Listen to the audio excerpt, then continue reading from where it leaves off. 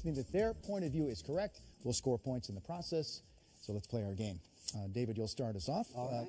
Convince me Russell Westbrook will get to the record and post 10 consecutive triple-doubles. Well, the reason he'll get it is because he's not working for it. I don't believe he's working for it. I believe that this is coming in out of the flow, and the things that he does have to work for, like the rebounds, the other guys on the team don't mind.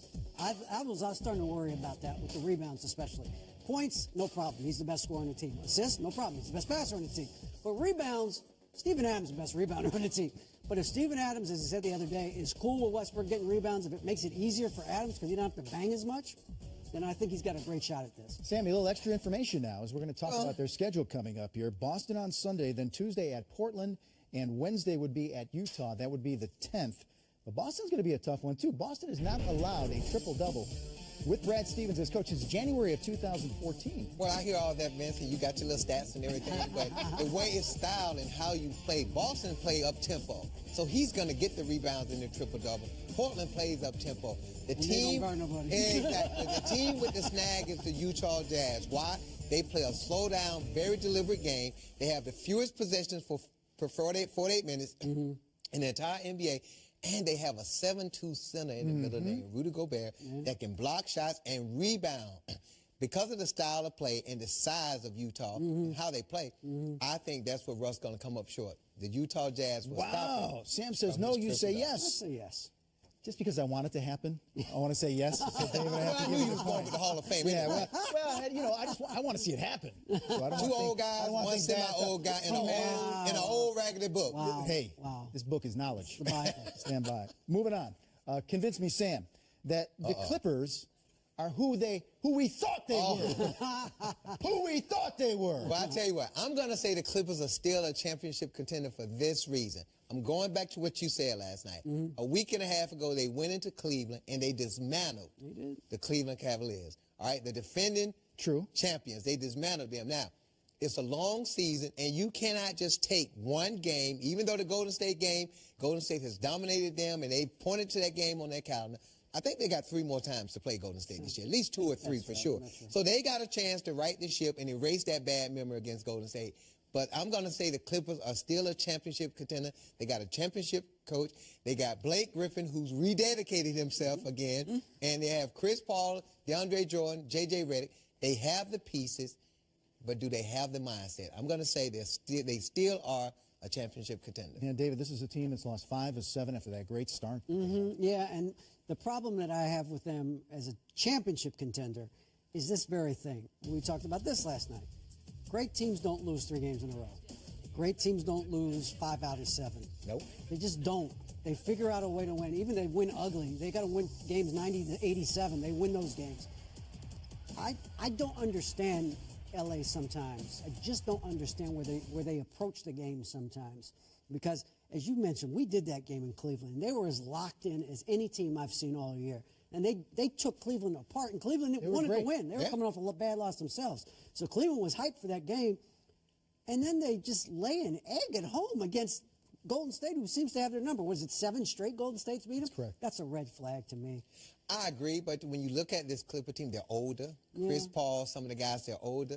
And I think they're going to have to pick and choose their spots. They're not built like Golden State. Golden State can win 65, 68 games. The way they built and how they play. Right. The Clippers are an older group of guys. So they have to kind of alter based on the night and the schedule. They kind of have to alter how they play a little bit. Not making excuses for them, because I was very disappointed. Because that's Golden State. That's a statement game. But it's a lot of basketball. They got a great coach in Doc Rivers. They have great players. And they have the players to do, and the bench is better. Yeah. I will say this. There are some red flags. I agree. But only because I'm in the holiday spirit. I'm going to continue to have joy in my heart and believe. But I'm close. I still believe. I know that. But I'm close. It's like Santa. You know, I still want to believe. I want to believe. Sammy, I'll give you that point for sure. All right. Convince me, David, that Phil Jackson's public comments, the string of them with, you know, the posse and use of the triangle, and now Melo holding the ball.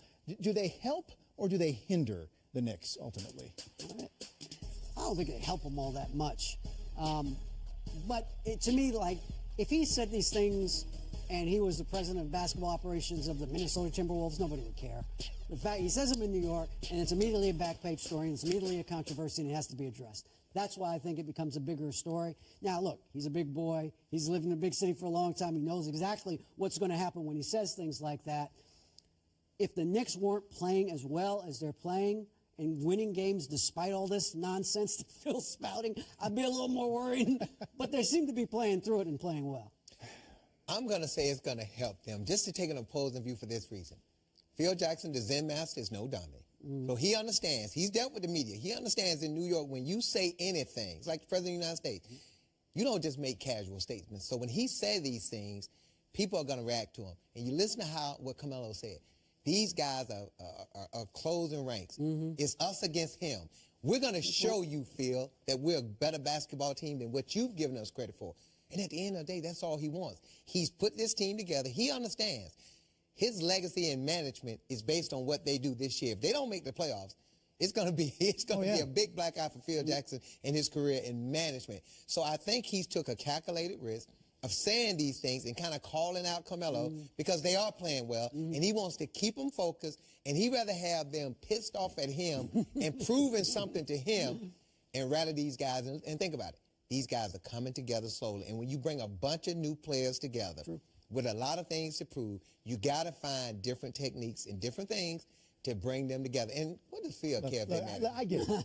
I get motivate, but I also get annoy a little bit. And, you know, the Melo comment came right as they had won 4 in a row. Yeah, LeBron's coming to town. Did you say that it didn't hurt? Was that I said it hurts them a little, but I don't think it hurts them that much because they seem to be playing. No, see, I don't like Well, it. they're veterans. I don't like no like point. DA said, for You a guys are young both team, wrong. it could have destroyed It doesn't make sense. It has no place there. Come on, man. You're not helping.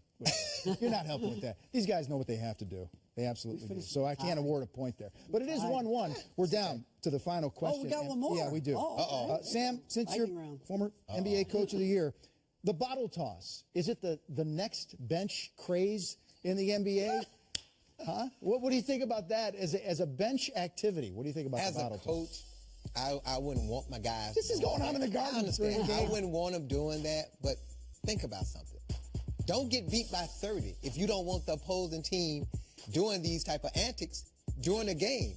You're supposed to be in a competitive game, and if the game was close, I guarantee you they wouldn't be doing these type of things. I wouldn't like it as the coach, but when you're a championship caliber team, my thing as a player in that locker room, when we used to tell Reggie Miller, talk as much as you want because we're going to bag you up. We got your back.